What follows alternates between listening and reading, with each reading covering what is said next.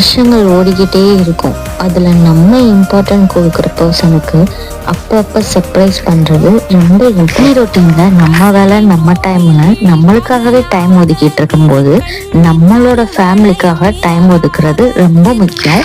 தெரிஞ்ச வழியில் நம்ம லவ் ஷேர் பண்ணுறதும் ரொம்ப ஹாப்பினஸ்ஸாக இருக்கும், அவங்களுக்கு மட்டும் இல்லை நம்மளுக்குமே. இந்த வேலண்டைன் டேக்கு நான் அவங்களுக்காக சீஸ் கேக்கு தான் ப்ரிப்பேர் பண்ணேன். அந்த ரெசிபி பார்த்துட்டு வந்துடுவோமா?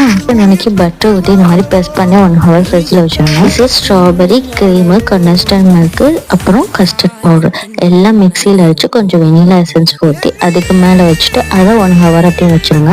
அடுத்து ஸ்ட்ராபெரி வந்து அழகாக அப்படி அடிக்கிட்டு அப்புறம் சாக்லேட் வந்து மெல்ட் பண்ணி அதுக்கு மேலே ஊற்றிட்டு கொஞ்சம் நட்ஸு கொஞ்சம் ஸ்ட்ராபெரி எல்லாம் போட்டு வச்சு தான் இந்த சீஸ் கேக் ரெடி பண்ணேன். இதே மாதிரி நீங்கள் உங்களுக்கு ஸ்பெஷலாக இருக்கவங்களுக்கு ரெடி பண்ணி கொடுத்து பாருங்க, அவங்க அவ்வளோ ஹாப்பி பண்ணுவாங்க. இந்த லைக் பிடிச்சிச்சுன்னா லைக் பண்ணி ஷேர் பண்ணி